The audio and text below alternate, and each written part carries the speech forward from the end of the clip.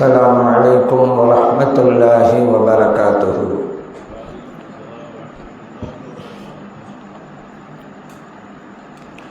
الحمد لله رب العالمين والصلاة والسلام على سيدنا محمد وعلى آله وصحبه أجمعين وما توفيقي إلا بالله لا حول ولا قوة إلا بالله العلي العظيم سبحانك لا علم لنا إلا ما علمتنا إنك أنت العليم الحكيم. புனிதம் நிறைந்த மெய்நிலை கண்ட ஞானி முஹையுத்தீன் அப்துல் காதிர் ஜெயிலானி ரலியல்லாஹு அன்ஹு அவர்களுடைய நினைவு பெருவிழாவிற்கு வருகை புரிந்து இந்நிகழ்வை சிறப்பித்துக் கொண்டிருக்கக்கூடிய கண்ணியத்திற்குரிய உலமா பெருமக்களே, ஹலீஃபா பெருமக்களே, அன்பார்ந்த பெரியோர்களே, இளைஞர்களே, சிறார்களே, தாய்மார்களே, சகோதரிகளே, புனிதமான நிகழ்வில் நம்மையெல்லாம் பங்கெடுக்க செய்து நல்லதை சொல்லவும் கேட்கவும் வாய்ப்பளித்த எல்லாம் வல்ல இறைவனை போற்றி புகழ்ந்து எனதுரையை தொடங்குகின்றேன். ஏகத்துவ பாதையில் இறை நேசர்கள் என்கின்ற தலைப்பின் கீழாக ஒரு சில தகவல்களை உங்களுக்கு மத்தியிலே பரிமாறிக்கொள்ளலாம் என்று விளைகின்றேன். ஏகத்துவம் இன்றைக்கு சில பேர் அவங்களுக்கு புத்தகம் எடுத்திருக்கிறாங்க. ஏகத்துவம் அப்படிங்கிறது எங்களுக்கு தான் சொந்தம், தௌஹீத் என்று தங்களுக்கு தாங்களே பேர் சூட்டி கொண்டிருக்கிறாங்க. ஏகத்துவம் என்று நாம் தமிழில் சொல்கிறோம், அரபியிலே தௌஹீத். இந்த தௌஹீதுக்கு ஏகபோக சொந்தக்காரர்கள் வழிமார்கள் இறைநேசர்கள் தான்.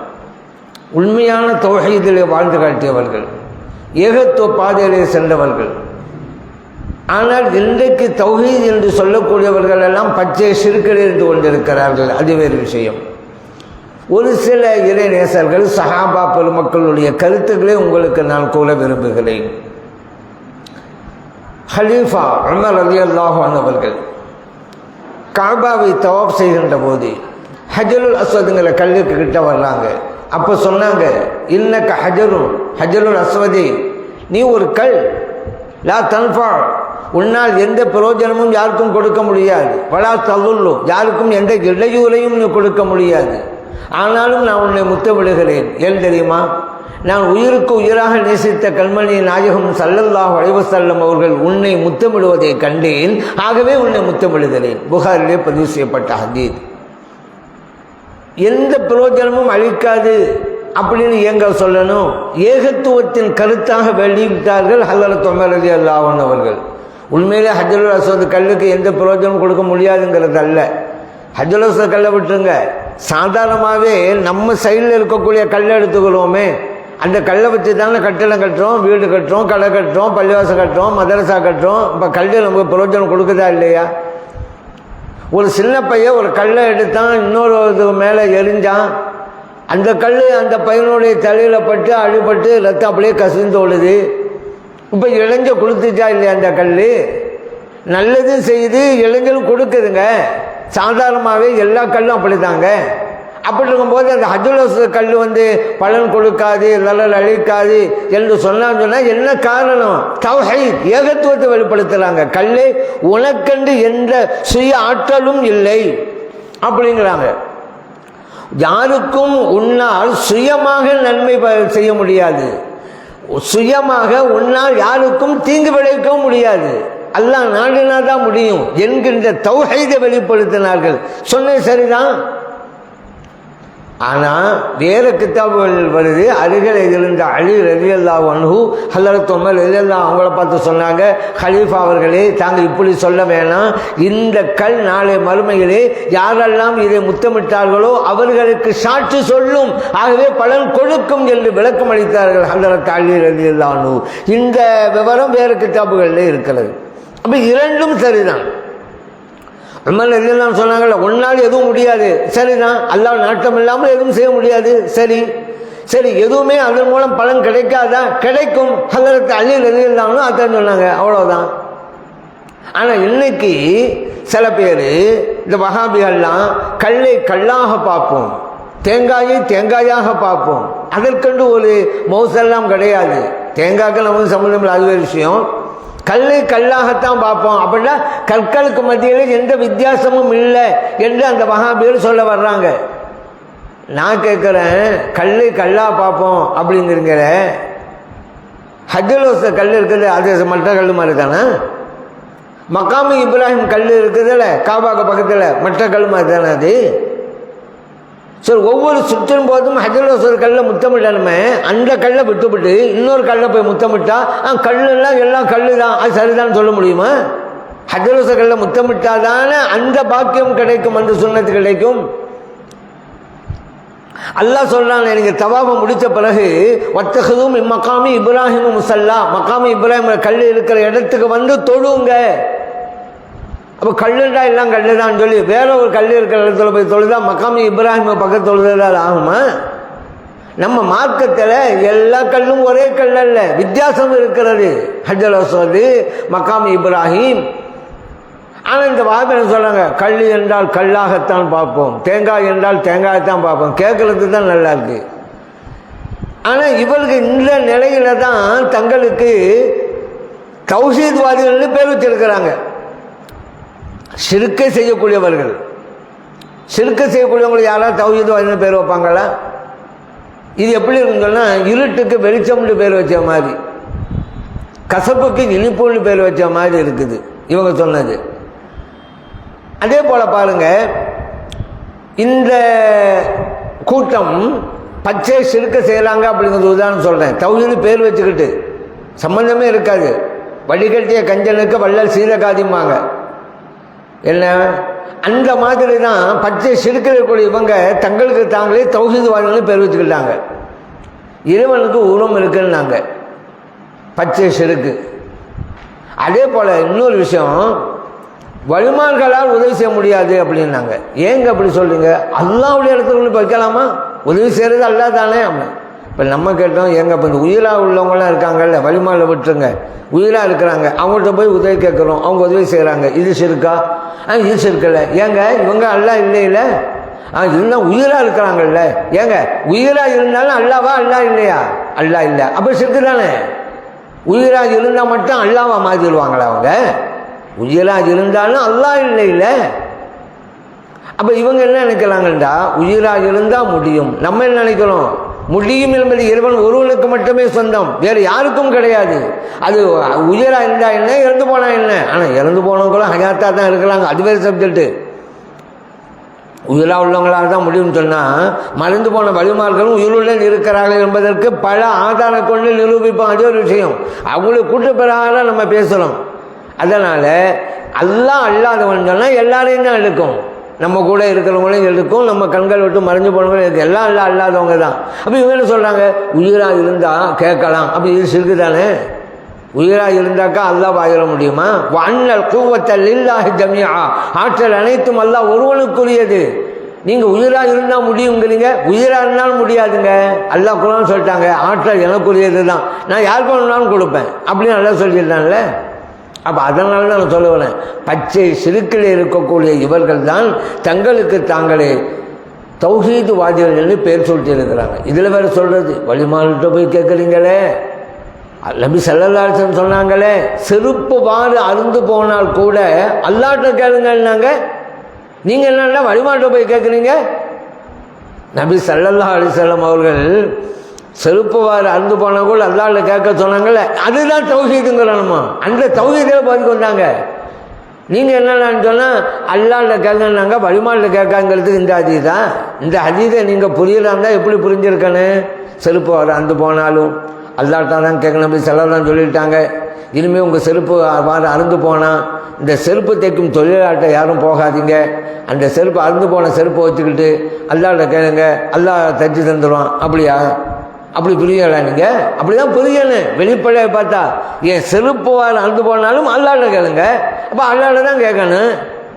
நல்ல வேளை இந்த சமூகம் அப்படியெல்லாம் புரியலை, கரெக்டாக புரிஞ்சு வச்சுருக்கு. தப்பாக புரிஞ்சிருந்தாலும் வச்சுக்கிறோங்க, பள்ளிவாசல் ஃபுல்லாக அறுந்து போன செருப்பாக தான் இருக்கும். ஏன் செருப்பு அறுந்து போனால் அல்லாஹ்ட்ட கேட்கணும் இருக்கு. அறுந்து போச்சா வாப்பா பள்ளிவாசல் எடுத்து விடுவோம் அந்த செருப்பை, அப்படிலாம் அங்கே வச்சுக்கிட்டு கேட்டுட்டு இருப்பாங்க. நல்ல வேலை இந்த சமூகம் சரியாகத்தான் புரிந்திருக்கிறது. ஏன் நபி ஸல்லல்லாஹு அலைஹி வஸல்லம் சொன்னாங்கடா, உனக்கு உதவி செய்பவன் எல்லா துறைகளிலும் இறைவன் தான். சின்னதா இருக்கட்டும் பெரியதா இருக்கட்டும் அல்லாஹ் தான் செய்யலாம். அப்படிங்கிற தத்துவத்தை எவ்வளோ அழகாக எடுத்து சொன்னாங்க பார்த்தீங்களா. இப்போது சாதாரணமாக செருப்பு அறந்து போச்சு வச்சுக்கிறோங்க, செருப்பு தைக்கும் தொழிலாளர் தான் போவார், கொடுப்பார். தச்சு முடித்தோடனே ஒரு 20 ரூபா அல்ல 30 ரூபா கொடுப்பாரு, அல்ல 50 ரூபா கொடுப்பாருன்னு வச்சுக்கிறோங்க. இந்த நேரத்தில் கூட இறைவனை நீ மறக்காதே, நபி ஸல்லல்லாஹு அலைஹி வஸல்லம் தான் சொல்கிறாங்க. நீ அந்த செருப்பு தைக்கும் தொழிலாளர்கிட்ட போனீங்கல்ல, அவர் தைக்கிறார்ல, அவர் உபயோகப்படுத்துகிற ஊசி யார் படைத்தது? அவர் உபயோகிக்கிற நூலை யார் படைத்தது? ஏன் அவரையே யார் படைத்தது? அந்த தைக்கிற ஞானத்தை யார் அவருக்கு கொடுத்தது? எல்லாம் அல்லாஹ் தானே. அப்படிங்கும்போது என்ன போய் கொடுத்தா 10 ரூபா கொடுத்தா தச்சு தந்துடுவார். அப்போ கூட அல்லாஹ் மறக்காதப்பா. அந்த காரியம் நடைபெற வேண்டுமானால் அல்லாஹ் வேண்டும் அப்படிங்கிற தௌஹீதை தான் அங்கே இருந்தாங்க. அப்போ நம்ம என்ன நினைக்கணும், செருப்பு அறந்து விட்டா கூட இந்த காரியத்தை எனக்கு அல்லாஹ் தான் செஞ்சு தரணும். செருப்பு தேய்க்கும் தொழிலாட்ட போனால் கூட இந்த காரியத்தை இறைவன் தான் இவர் மூலமாக எனக்கு செஞ்சு தர்றான் அப்படிங்க நினைச்சுங்கன்னு வைங்க, தௌஹீதில் இருக்கிறீங்க. ஏகத்துவ பாதை, இதைத்தான் இறை நேசர்கள் எல்லாம் கடைபிடித்தார்கள். இப்போ எந்த ஒரு இதாக இருந்தாலும் இறைவனைத்தான் பார்க்க வேண்டும். இறைவனை பார்க்காம தான் நம்ம கண்ணு தடுக்குது. ஒரு மனுஷரை பார்த்தா மனுஷனோட நின்றுடுறோம், அது பின்னால் இருக்கிற இறைவனை பார்க்கறது இல்லை. ஒரு மரத்தை பார்க்கணும்னு வைங்க, இறைவனை அங்கேயும் பாருங்க. எப்படி? மரத்தை படைத்தது யார்? அந்த மரம் ஒன்று அமைதியாக இருக்கும், அல்ல அசைஞ்சுக்கிட்டு இருக்கும். அசையுதுன்னு வச்சுக்கிறோங்க. இந்த மரத்தை அசைய வைப்பது யார்? காற்று தான். இந்த காற்றை அனுப்பி வைத்தது யார்? அப்படியானால் இந்த மரத்தை அசைய வைப்பது இறைவன். அப்படி வாங்க, அமைதியாக நிற்குது. இந்த தூணு கூட இப்போ அமைதியாக தான் இருக்குது. யார் இதை அமைதியாக விழாமல் தடுத்து வைத்து கொண்டிருக்கிறான்? அந்த ரப்பு தான் என்று இந்த தூணை பார்த்தா நீங்கள் நினைங்க. எந்த பொருளை பார்த்தாலும் இறைவனை கொண்டு வாங்கங்க. அதுதான் ஏகத்துவ பாதை. ஆனால் நம்ம செய்கிறதில்லை, சின்ன கொண்டு வரதில்லை. ஏன்? வேறொரு பார்க்குறோம். இறைவனை பார்க்காம ஹல்கா மட்டும் பார்த்துறோம். படைப்பு மட்டுமே பார்க்குறோம். படைப்பை பார்க்கும்போது படைப்பாளனையும் பாருங்க. அப்போ அல்லாஹ் கொண்டு வந்துடுங்க. இப்போ நீங்கள்லாம் ஒரு பழமொழி கேள்விப்பட்டிருப்பீங்க, நாயை கண்டா கல்லை காணாம், கல்லை கண்டா நாயை காணாம், இப்படி கேள்விப்பட்டிருப்பீங்க. இது சாதாரணமாக எதுக்கு சொல்லுவாங்க? ஒரு பையன் போய்கிட்டே இருந்தான், ஒரு நாயை பார்த்தான், கல்லெடுத்து அடிக்கணும்னு நினைச்சான், பார்க்கறான் கல் இல்லை, நாயை கண்டால் கல்லை காணோம். அந்த பையன் இன்னொரு இடத்துக்கு போய்கிட்டே இருந்தான், அங்கே கல் இருந்துச்சு, எடுத்து அழிக்கலான்னு பார்த்தா அங்கே நாய் இல்லை, கல்லை கண்டால் நாயை காணோம். இப்படி தான் நம்ம உதாரணம் பார்க்குறோம். ஆனால் உண்மையில் இந்த அர்த்தம் கிடையாதுங்க. அதுக்கு என்னது அர்த்தம்? ஒரு சிற்பி கல்லில் நாயாக வடிச்சிருந்தான், நாய் உருவத்தில் அந்த கல்லை சிலை செஞ்சிருந்தான். இப்போ நீங்கள் அதை நாய் என்று பார்த்தால் அங்கே இருக்கிற கல் உங்களுக்கு தெரியாது. அதை கல் என்று நீங்கள் பார்த்தால் அங்கே இருக்கிற நாய் தெரியாது. ஆனால் நாயின் சிற்பம் இருக்கிறது, கல்லினால் செதுக்கப்பட்டது இருக்கிறது. அது நாய் என்று பாருங்கள், கல் தெரியவில்லை. நாயை கண்டால் கல்லை காணோம், நாய் தான் தெரிகிறது, கல்லை காணோம். அதை நீங்கள் கல் என்று பார்த்தால், கல்லை கண்டால் நாயை காணோம், கல்லை தான் பார்ப்பீங்க. அது உருவமாக இருக்கிற நாய் பார்க்க மாட்டீங்க. அப்போ நம்முடைய கவனம் எதில் இருக்கிறது என்பது வச்சு தான் ஒவ்வொன்றுமே. இன்னும் சில உதாரணங்கள்லாம் இருக்குது, அதுக்கெல்லாம் வேறு ஒரு அர்த்தத்தை வச்சுக்கிட்டு இருக்கோம். ஆனால் பின்னணியில் ஒரு நல்ல அர்த்தமெல்லாம் இருக்குது.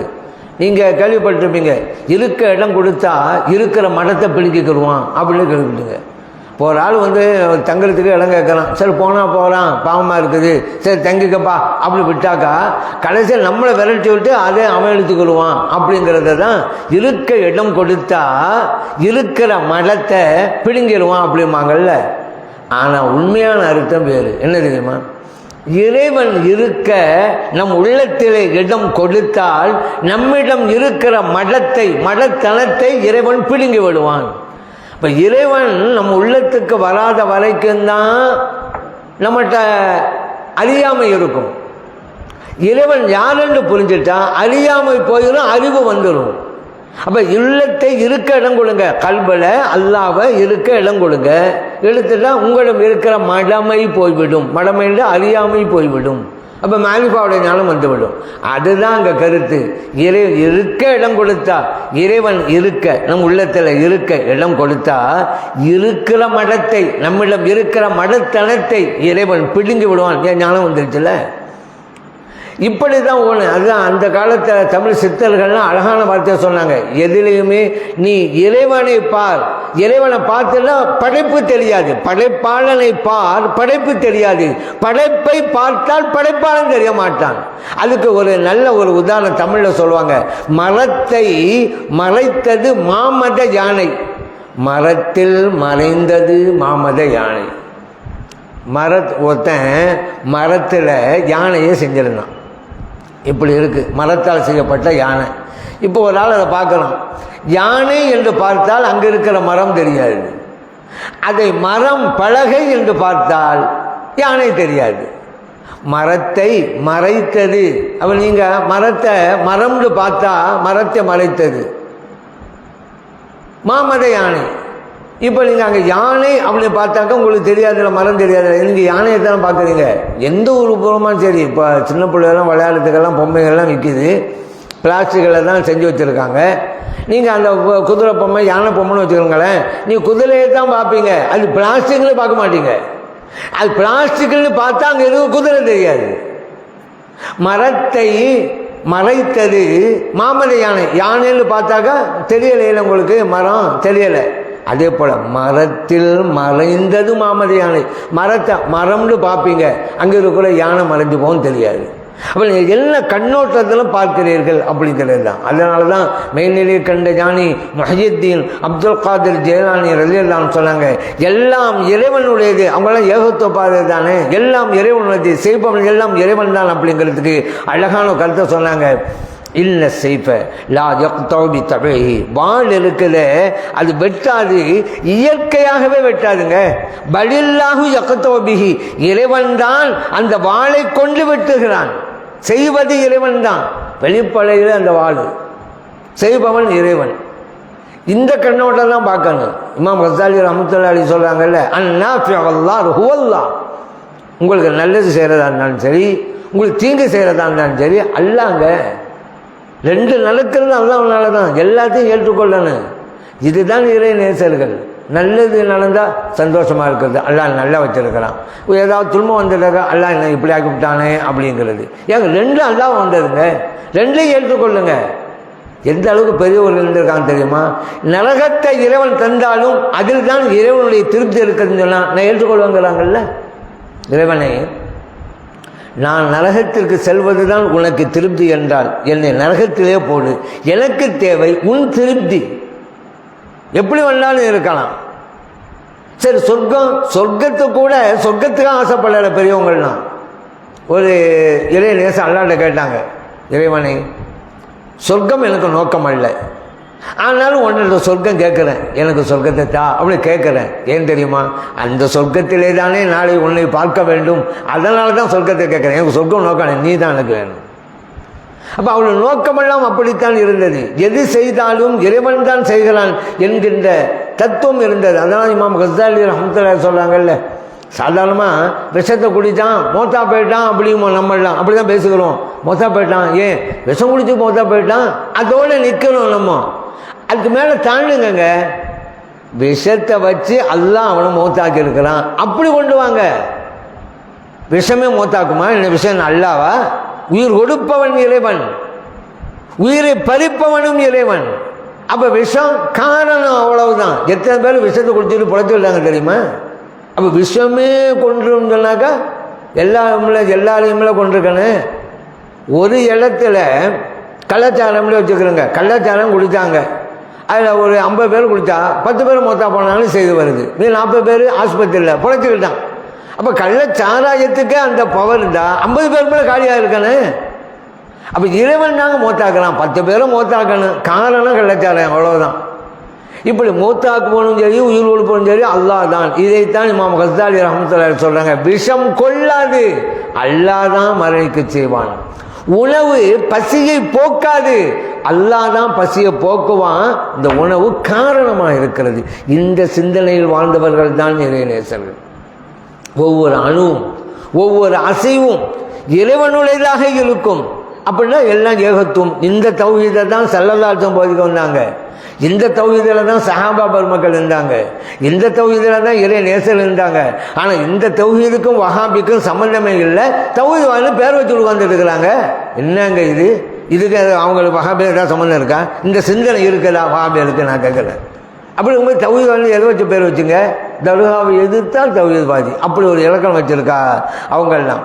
நபி ஸல்லல்லாஹு அலைஹி வஸல்லம் அவர்கள் நம்ம கற்றுத்தந்த ஏகத்துவம் இதுதான் சொன்னல. உதாரணத்துக்கு சொன்னேன். நீங்கள் தூங்குறீங்க, தூங்கி முழிக்கிறீங்க, என்ன ஓதனே? நபி ஸல்லல்லாஹு அலைஹி வஸல்லம் சொல்லி தந்தாங்க, அல்ஹம்துலில்லாஹில்லதி அஹ்யானா பஅதமா அமாதனா வ இலைஹின் நுஷூர். என்னை உறங்க வைத்து எழ வைத்தானே அந்த இறைவனுக்கு அனைத்து புகழும். தௌஹீதுங்க. தூக்கத்தில் முழிச்ச உடனேயே தௌஹீத், வாழ்க்கையே தௌஹீது தான். அதை தான் சொல்லி தந்தாங்க ஸல்லல்லாஹு அலைஹி வஸல்லம் அவர்கள். நீங்கள் தூங்கிட்டு இருக்கும்போது உங்கள் அப்பா எழுப்பி போட்டிருப்பாங்க, உங்கள் உம்மா எழுப்பி போட்டிருப்பாங்க, உங்கள் மனைவி எழுப்பி போட்டிருப்பாங்க, அல்லது அலாரம் எழுப்பி போட்டிருக்கும். ஆனால் நீங்கள் எப்படி துவா ஓதனே? என்னை எழுப்பி விட்டு அல்லாவிற்கு அனைத்து புகழும். அப்போ இவங்க வாப்பா எழுப்பி விட்டது உம்மாவெல்லாம் இதெல்லாம் காரணம். உங்களை எழுப்பி விட்டது அல்லாஹ் தான். இதுவெல்லாம் காரண பொருட்கள். அலாரம் அப்படி தான். அலாரம் அடித்து தூங்கினவங்களாம் எத்தனை பேர் இருக்கிறாங்கல்ல? அலாரம் வச்சுட்டா மட்டும் போதுமா? சில பேர் அடிக்கும், தெரியவே அலாரம் அடித்ததே எனக்கு தெரியலைங்க, அப்படி தூங்குறவங்களும் இருக்கிறாங்க. இன்னும் சில பேர் அலாரம் அடித்தோன்னே எந்திரிச்சு ஆஃப் பண்ணிட்டு தூங்கிடுவாங்க. எலும்படைய. அப்போ உண்மையிலேயே அந்த அலாரத்துக்கு பவர் இருந்தால் எந்திரிச்சிருக்கணுமே, கிடையாது. அப்போ எங்கள் தௌஹீத் எங்கே ஆரம்பிக்க பார்த்தீங்களா? கண் முழிச்ச உடனே ஆரம்பிச்சிருது. அல்லாஹ் தான் எல்லாம் எழுப்பி விட்டான். சரி, அப்புறம் குளிக்கிறீங்க, ட்ரெஸ் போடுறீங்க. இந்த ட்ரெஸ் யார் உங்களுக்கு வாங்கி தந்தது? எங்கள் அத்தா வாங்கி கொடுத்தாங்க. துபாயிலேருந்து எங்கள் அண்ணன் கொண்டு வந்தாங்க. என் ஃப்ரெண்டு கொய்த்துலேருந்து வாங்கிட்டு வந்தார் அப்படின்னு சொல்லுவீங்க. எந்த சட்டையை எந்த நண்பன் உங்களுக்கு வாங்கிட்டு வந்தாலும் சரி, எந்த ஃப்ரெண்டு, எந்த அண்ணன், தம்பி யார் வாங்கி கொடுத்தாலும் சரி தான். அதை அணியும் போது என்ன தெரியுமா துவா ஓதனு? தௌஹீதை பாருங்கள். ஸல்லல்லாஹு அலைஹி வஸல்லம் சொல்லிக் கொடுத்த தௌஹீத். அல்ஹம்துலில்லாஹில்லதி கஸானி ஹாஸ ஸௌப். இந்த ஆடையை எனக்கு அணிவித்தானே அந்த இறைவனுக்கு அனைத்து போகலும். ஆடையை ட்ரெஸ்ஸு கொடுத்தது அண்ணன். ஆனால் என்ன சொல்லுங்க? இந்த ஆடை எனக்கு தந்த அல்லாவுக்கு எனக்கு போகணும். இப்போ புரியுதா தௌஹீத் என்னண்டு? அப்புறம் சோறு நாஸ்டா சாப்பிட்றீங்க, பால் சாப்பாடு சாப்பிட்றீங்க, அதுக்கு என்ன துவா? நபி ஸல்லல்லாஹு அலைஹி வஸல்லம் சொன்னாங்க, அல்ஹம்துலில்லாஹில்லதி அத்அமனா வஸகானா வஜஅலனா மினல் முஸ்லிமீன். எனக்கு உண்ணுவதற்கு உணவும் தந்து, குடிப்பதற்கு தண்ணீரும் தந்த, டீயை தந்த, பாலை தந்த, சர்பத்தை தந்த அல்லாஹ்விற்கு அனைத்து புகழும். பார்த்தீங்களா? நமக்கு சாப்பாடு யார் தந்திருப்பா? உம்மா உணவும் தந்திருப்பாங்க, மனைவி உணவும் தந்திருப்பாங்க. ஆனால் நம்ம துவா என்ன வரும்? அல்லாஹ் தான். அப்படின்னா அல்லாஹ் தான் உங்களுக்கு சோறத்தை தந்தான், சாப்பாட்டை தந்தான். மனைவியின் மூலமாக தந்திருக்கிறான். அதே போல தான் உம்மா மூலமாக உங்களுக்கு தந்திருக்கிறான். ஹோட்டலுக்கு போனால் நண்பர் உங்களுக்கு கூட்டிகிட்டு போனார், வா போய் சாப்பிட்டு வரலாம் ஹோட்டலுக்கு. அல்லாஹ் தான் அங்கேயும் தந்தான் நண்பரின் மூலமாக. இப்போ தெரியுதா தௌஹீதுன்னு? எந்த தௌஹீதை போதிக்க வந்தாங்க நபி ஸல்லல்லாஹு அலைஹி வஸல்லம் அவர்கள் அப்படிங்கிறதும் புரியுதா? சரி, இதே கழிவறைக்கு போகிறோன்னு வச்சுக்கிறோங்க. அங்கே எப்படி அந்த கழிவை நம்முடைய உடம்பிலிருந்து வெளியேற்றியது யார்? எத்தனை பேர் வெளியே வரலன்னு சொல்லி ஹாஸ்பிட்டல் சேர்ந்துருக்காங்களே, சிறுநீர் வரன்னு சொல்லி டியூப் வழியாக எடுக்கிறாங்களே, லட்சக்கணக்கில் செலவழிக்கிறாங்களே. ஆனால் நமக்கு இறைவன் அப்படி இல்லையே. நம்ம எவ்வளோ பெரிய ஞாபகத்தை செஞ்சுருக்கிறோம். கழிவறைக்கு போகிறோம், அசுத்தம் வெளியே விழுது வந்துடணும். இதை செய்தது யார்? நம்மளா? அங்கேயும் பாருங்க ஸல்லல்லாஹு என்ன துவா சொல்லி தர்றாங்க. குஃப்ரான் அல்ஹம்துலில்லாஹில்லதி அத்ஹப அன்னியல் அதா வ அஃபானி. என்னிடமிருந்து அசுத்தத்தை அகற்றி எனக்கு சுகம் தந்த அல்லாஹ்விற்கு அனைத்து புகழும். எப்படி பாருங்க, இறைவன் இல்லாமல் நீங்கள் எதையுமே செய்வதில்லைங்க. இதாங்க தௌஹீத். இதை நீங்கள் ஒவ்வொன்றும் நடை உள்பட, இப்போ இதுவெல்லாம் பொதுவாக சொன்னது தானே. சாதம் வீட்டிலேருந்து எந்திரிச்சாச்சு, வெளியே வரலைங்க, நடக்கிறீங்க. அப்போ கூட இறைவன் தந்த இந்த ஆற்றலை கொண்டு தான் நான் ஒவ்வொரு அடியும் எடுத்து வைக்கிறேன். ஒரு அடி, அடுத்த அடி, அடுத்த அடி. அல்லாஹ் தந்த சக்தி மூலமாக தான் இந்த காலடி எடுத்து வைக்கிறேன். அப்படி நினைங்க. சிலை சிந்தை ஃபுல்லாக உண்மை அதானே. கால் மடங்கிட்ட அப்படி நினைப்பீங்க நீங்கள். சில பேர் கை கால் வேலை செய்யலையே, உங்களுக்கு வேலை செய்யறதில்லை. யார் அந்த கோவ தந்தது? அல்லாஹ் தானே. நீங்கள் இந்த சிந்தனையை கொண்டு வந்து விட்டால் பாவமான எண்ணமே வராதுங்க. தீய சிந்தனை வராது. ஏன்? உங்களுடைய ஒவ்வொரு அணுவிலும் அதான் நினைப்பீங்க. அப்போ பாவம் செய்யறதா என்ன நினைப்பீங்க? அல்லாஹ் தான் இந்த சக்தியை தந்தான், அவன் தந்த அந்த சக்தியை வச்சுக்கிட்டு அவனுக்கு மாற்றாக நான் இப்படி செய்வது யோசிக்க ஆரம்பிச்சிருக்கீங்கல்ல. அல்லாஹ் கண்ணை தந்தான், பார்வையும் தந்தான், அந்த கண்ணை வச்சுக்கிட்டு அந்த பார்வை வச்சுக்கிட்டு அல்லாவுக்கு பிடிக்காததை நான் எப்படி செய்வது யோசிப்பீங்கல்ல. அப்போ அல்லாஹ் தந்ததுங்கிற எண்ணம் வந்தால் தான் யோசிப்பீங்க, பாவத்தை விடுவீங்க. என்ன வரலண்டா நான் பார்க்குறேன், நான் போகிறேன், என் சக்தி இருக்குது, தப்பே பண்ணிடுவீங்க. ஒவ்வொன்றும் அப்படி தானே. காடு தவறான இடத்துக்கு உங்களை அழைத்து போகுது, தவறான இடத்துக்கு நடந்து போகிறீங்க. அப்போ நினைக்கணும் அல்லாஹ் தான் இந்த காலத்தான் தான் நடக்கிற சக்தியும் தந்தான். அப்படிப்பட்ட அந்த அல்லாஹ் இதை செய்யாதேன்னு சொல்லியிருக்கும்போது அவனுக்கு மாற்றமாக எப்படி செய்வது? அவன் தந்த காலை வச்சுக்கிட்டு அவன் தந்த சக்தியை வச்சுக்கிட்டு எப்படி செய்வது யோசிப்பீங்க, தவற விட்டுருவீங்க. இந்த எண்ணம் வரலன்னு வச்சுக்கிறேங்க, என் கால் என் சக்தி போங்க, தப்பு பண்ணிங்க. இப்போ புரியுதா? இப்போ ஒவ்வொரு அணுவிலும் அசைவிலும் இறைவனை கண்டவர்கள் அந்த இறை நேசர்கள் ஏகத்துவ பாதையிலே. ஆனால் இன்னைக்கு சில பேர் இந்த துவாலாம் ஓதுவாங்க. என்ன துவா? அல்ஹம்துலில்லாஹி அல்லதி அஹ்யானா, தூக்கத்திலேருந்து எழுந்ததுக்கு புகாரில் பதிவு செய்யப்பட்ட ஹதீஸ். அப்புறம் சாப்பிட்ட பிறகு ஓதுறோம்ல, எனக்கு உணவளித்த இறைவனுக்கு எல்லா புகழும், அது முஸ்லிம்லேயே பதிவு செய்யப்பட்ட ஹதீஸ். எனக்கு ஆடையை அணிவித்த இறைவனுக்கு எல்லா புகழும் சொல்கிறோம்ல, அபூதாவுது திருமீதியிலே பதிவு செய்யப்பட்ட ஹதீஸ். என்னிடமிருந்து கழிவுகளை அகற்றி சுகத்தை தந்த இறைவனுக்கு அனைத்து புகழும் ஓதுனீங்கள்ல, இப்னு மாஜாவிலே பதிவு செய்யப்பட்ட ஹதீஸ். இதெல்லாம் ஹதீஸில் இருக்குது, நபி ஸல்லல்லாஹு சொன்னது தான். இன்னைக்கு சில பேர் இந்த துவாக்கள் எல்லாம் ஓதுவாங்க. எப்படி ஓதுறாங்க தெரியுமா? வாய்ப்பாடு. இந்த மஸ்னூன் துவான்னு ஒரு புத்தகம் விற்கிதுங்க கடையில், சின்னதாக இருக்கும். மஸ்னூன் துவா, சாப்பிடும்போது ஒரு துவா, தூங்கும்போது ஒரு துவா, நடக்கும்போது ஒரு துவா அப்படின்னு இருக்குமா? அது அப்படியே மனப்பாடம் பண்ணிடுது, வாய்ப்பாடு மாதிரி மனப்பாடம் பண்ணிக்கிட்டு ஓதிக்கிட்டு இருக்கிறாங்கங்க. அதை ஏன் சொன்னோம், எதுக்கு சொன்னோம்னு அவங்களுக்கே தெரிய மாட்டேங்குது. மனப்பாடம். அதில் என்ன பிரயோஜனம் இருக்குது? கிளிப்புள்ள பாடமா? உணர்ந்து சொல்லுங்க, அதுதான் பிரயோஜனம். நான் அரபில தான் சொல்லணும்னு அவசியம் கிடையாது, தமிழில் கூட எனக்கு சொல்லலாம். நமக்கு உணர்ந்து சொல்ல வேண்டும். இது மிக முக்கியமான ஒன்று. ஏன்னா விளக்கங்கள் பல விதமாக கொடுப்பாங்க. சில பேர் இப்போ நம்ம பார்க்கணும், நம்ம ஒன்று சொன்னால் விளக்கத்தை அவங்க வேறு விதமாக புரிஞ்சிடுறாங்க. அது ஒரு சிக்கல் இருக்குது. ஸ்கூலில் ஆசிரியர் ஒரு மாணவர்கிட்ட கேட்டார், டேய், பாவம் ஒரு பக்கம், பழி ஒரு பக்கம், அதுக்கு உதாரணம் சொல்லு. அவன் உடனே சொன்னால் நானே எங்கள் அத்தாவும் தான் அப்படின்ட்டான். ஏன்டா அப்படி சொல்கிற? அப்படின்னா, வேற என்ன சார், நீங்கள் வீட்டு கணக்கு சொல்கிறீங்க, எனக்கு வீட்டு கணக்கு போட்டு வரணும்னு என்கிட்ட கொடுக்குறீங்க. அந்த வீட்டு கணக்கை எங்கள் அத்தா தான் எனக்கு போட்டு தர்றாரு, அது தப்பாருன்னு சொல்லி நீங்கள் என்ன தானே போட்டு அடிக்கிறீங்க அப்படிங்கிறான். இப்போ பாவம் ஒரு பக்கம், பழி ஒரு பக்கம்னு ஆகிப்போச்சு. இப்படி சில பேர் வீட்டு கணக்குக்கு சில பேர் தப்பா. இன்னொன்று, வீட்டு கணக்கை போட்டு வாடா அப்படின்னு சொன்னார். அடுத்த நாள் இந்தாங்க சார் வீட்டு கணக்குன்னு நோட்டை கொடுத்தான். வாங்கி பார்த்தா அதில் வேறு இது இருக்குது. மளிகை சாமான் இவ்வளவு ரூபா, காய்கறி இவ்வளவு ரூபா, லாண்டி செலவு இவ்வளவுவா, பால் செலவு, என்னால் இதே எழுதி வந்திருக்கேன். நீங்கள் தானே சொன்னீங்க வீட்டு கணக்கை எழுதிக்கிடுவாங்கன்னு, இதுதான் வீட்டு கணக்கு அப்படின்ட்டாங்க. இப்படி நம்ம சொல்கிறது ஒன்று, புரியது ஒன்றா இருக்கு. அந்த மாதிரி ஏகத்துவத்தை போதிப்பதற்காக ஸல்லல்லாஹு அலைஹி வஸல்லம் அவர்கள் சொல்லி தந்த இந்த பிரார்த்தனைகள் எல்லாம் வாய்ப்பாடாக மாறிவிட்டு, கிளிப்பிள்ளை பாடமாக மாறிடுச்சு. என்ன பிரயோஜனம்? பதிவு செய்ய டேப் ரெக்கார்டில் அல்ஹம்துலில்லாஹி அல்லதி அத்அமனான்னு சொல்லி வச்சுக்கிறோங்க. டேப் ரெக்கார்டு எதாவது பவர் இருக்கா, எதாவது நன்மை இருக்கா? இல்லை. ஏன்? அது உணர்ந்து சொல்லவே இல்லை. அப்போ நம்மளும் அப்படி சொன்னால் நம்மளும் டேப் ரெக்கார்டு ஒன்று தான். போ உணர்ந்து சொல்லுங்க, அதுதான் ஏகத்துவ பாதை. அதே போல் இறைவன் நாடினால் தான் எதுவும் நடக்கும் என்று சொன்னோம் அல்லவா? நபி ஸல்லல்லாஹு அலைஹி வஸல்லம் சொன்னாங்க, அபூதர் ரலியல்லாஹு அன்ஹு அவங்கள பார்த்து, அபூதர் அவர்களே, இறைவன் உங்களுக்கு ஒன்றை கொடுக்க வேண்டும் என்று முடிவு செய்து விட்டால் இந்த உலகமே சேர்ந்தாலும் அதை தடுக்க முடியாது. உங்களுக்கு இல்லை என்று இறைவன் முடிவு செய்து விட்டால் உலகமே சேர்ந்தாலும் உங்களுக்கு கொடுக்க முடியாது. இறைவன் உங்களுக்கு கொடுக்க நினைத்ததை யாராலும் தடுக்க முடியாது. இறைவன் தடுத்ததை யாராலும் உங்களுக்கு கொடுக்க முடியாது. இப்போ புரியுதா? இதுதான். இவ்வளவுதான். நமக்கு கால் அடி, ஒரு கல்லடி பட்டு கீழே ஒன்றும் ரத்தம் கசியுது, உடனே அல்லாஹ்வுடைய எழுத்து நடைபெறுகிறது. அல்லாஹ் ஜனமிச்சத்தில் இன்னைக்கு இந்த நேரத்தில் காலடி பட்டும் ரத்தம் வரும் அப்படி எழுதி இருக்கலாம். அதான் இப்போ நடக்குது. கொண்டு வாங்கங்க சிந்தனையை, இபாதத்துங்க. உங்களுக்கு காலேஜ் ரத்தம் வருது, அதுவும் வணக்கமாக மாறி போச்சு. எந்த நல்லதுக்கு தாங்கிறது இல்லை. ஆனால் பெரும்பாலும் நல்லது வந்தால் அல்லா தந்தான்னு நினைக்கிறாங்க. அதே நினைக்காதவங்க இருக்கிறாங்க, அதுவே ஒரு விஷயம். ஆனால் பெரும்பாலும் நல்ல அல்லா தந்தாங்கிறாங்க. தீயது வந்தாலும் நாட்டப்படி தான் நடக்குது அப்படின்னு நினைங்க. அதான் ரொம்ப முக்கியமான ஒன்றுங்க. ஓசலான் மலையெல்லாம் நமக்கு தெரியும்ல, அவங்களுடைய சரக்கு கொண்டு போன கப்பல் கவிழ்ந்தது அப்படி செய்து வந்தோடனே அல்ஹம்துலில்லாஹ்னாங்கல்ல. அந்த கப்பல் இப்போ நல்லா வந்துகிட்டு இருக்கு அப்படின்னு சொல்லும் போது அதுக்கு அல்ஹம்துலில்லாஹ்ன்றாங்கல்ல. அல்ஹம்துலில்லாஹ் எல்லா பொருளும் அல்லாஹ் இருக்கு.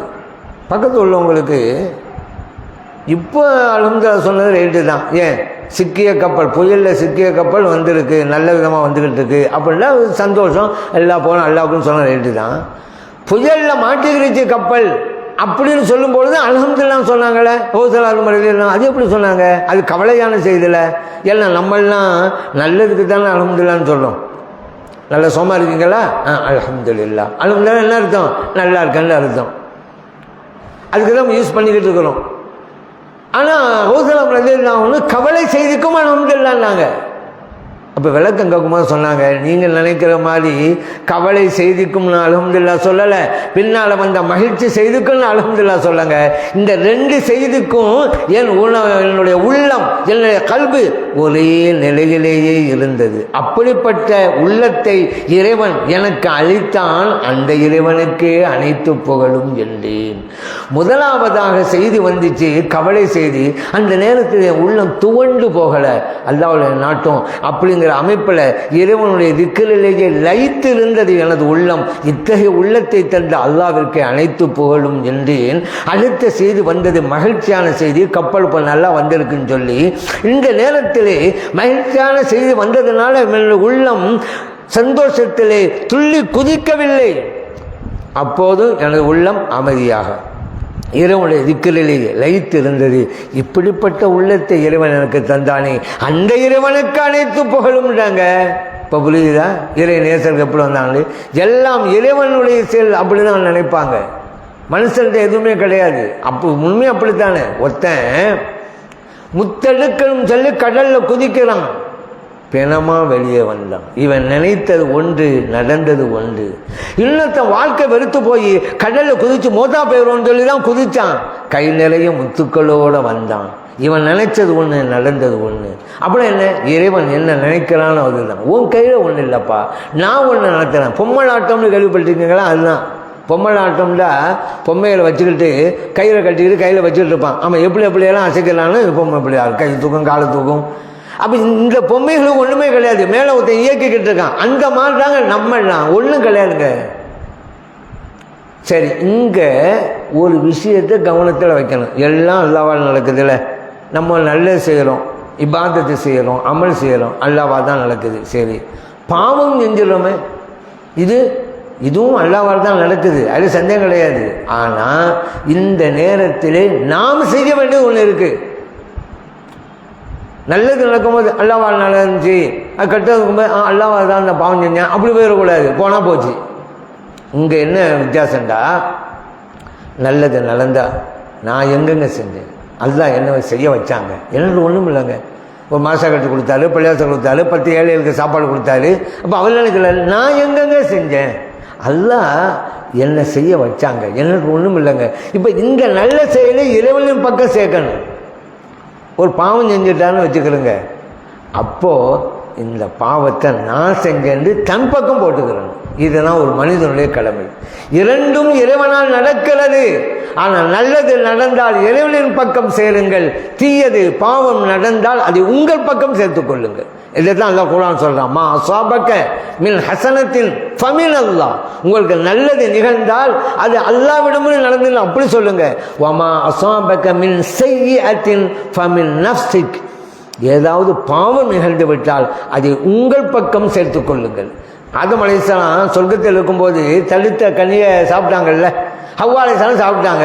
இந்த உலகத்துக்கு அல்லாஹ் தான் அனுப்பி வச்சுக்கிட்டான்.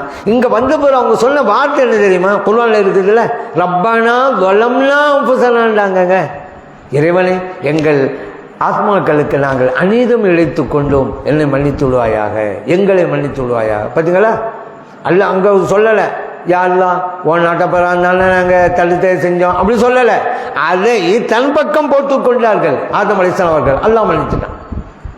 இந்த மாதிரி தான் நாமும் இருக்க வேண்டும் அப்படிங்கிறத அல்லாஹ் குர்ஆன் மூலம் நமக்கு சொல்லி காட்டுகிறான். அதே போல பாருங்க, இறைவன் எல்லா பொருட்களும் இருக்கலாம்ல, எல்லா இடத்திலும் இருக்கலாம், எல்லா இடத்திலும் இருக்கிறான்னு கூட நம்ம சொல்லக்கூடாது. இறைவன் சில பேர் அல்லாஹ் எல்லா இடத்திலும் இருக்கிறான். இன்னும் சில பேர் சொல்லுவாங்க தூணிலும் இருப்பான் துரும்பிலும் இருப்பான் அப்படின்ட்டு.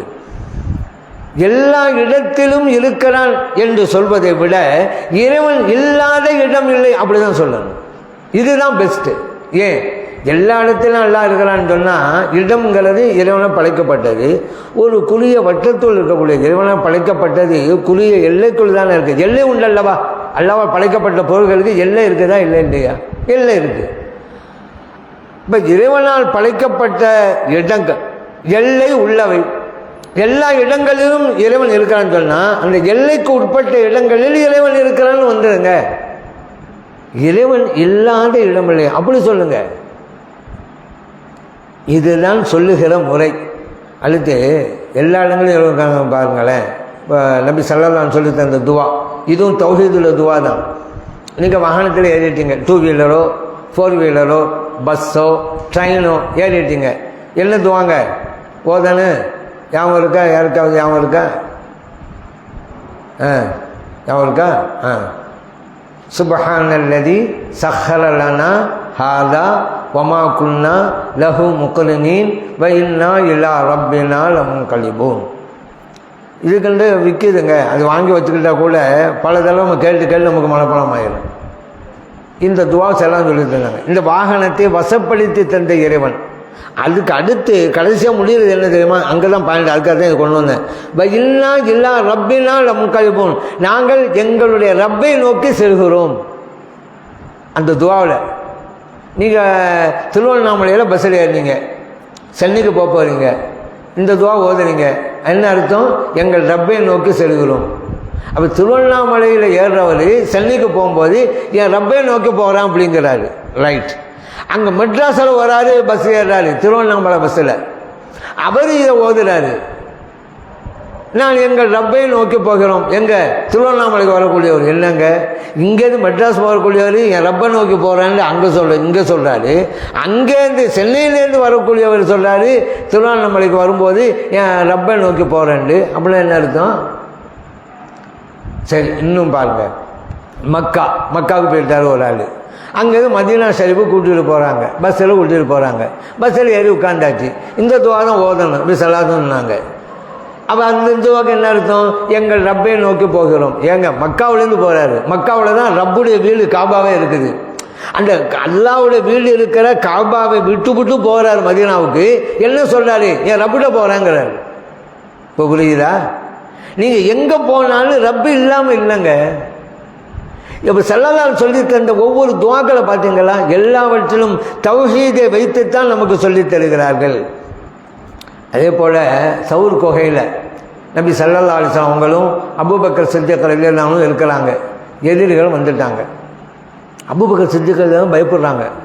எதிரி உள்ளே வந்துட்டு என்ன செய்கிறது? அபூபக்கர் சித்திக் ரலியல்லாஹு அன்ஹு அவங்களுக்கு தன்னை பற்றி பிரச்சனையே கிடையாது. நபி ஸல்லல்லாஹு அலைஹி வஸல்லம் அவங்கள பற்றி தான் பயம்.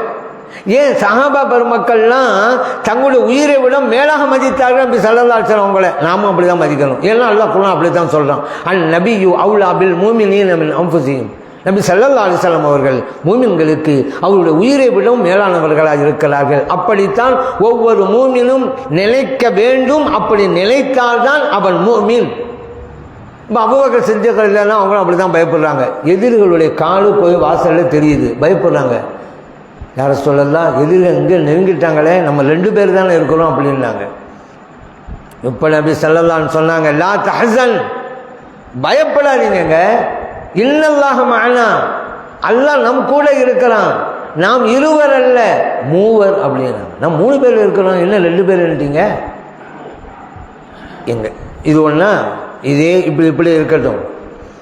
இன்னும் அதே போல் மூசா அலைஹிஸ்ஸலாம் பனு இஸ்ரவேலர்கள் அழைச்சிட்டு போகிறாங்க ஃபிரௌனுடைய தொல்லையிலிருந்து இவங்களை பாதுகாக்கிறதுக்கு. போயிட்டே இருக்கும்போது செங்கடல் குறுக்கிடுது. இப்போ என்ன செய்கிறது? இங்கே செங்கடல், பின்னால் ஃபிரௌன் துரத்திக்கிட்டு வர்றான். இப்போ என்ன செய்யணும்? இவங்கெல்லாம் பனு இஸ்ரவேலர்கள் பயப்படுறாங்க. என்ன எங்களை கூட்டிகிட்டு வந்துட்டீங்க, ஃபிரௌன் வந்துகிட்டு இருக்கான், அங்கே கடல் இருக்க, அவன் எங்களை அழைத்து போடுவாங்கன்னு பயப்படுறாங்க.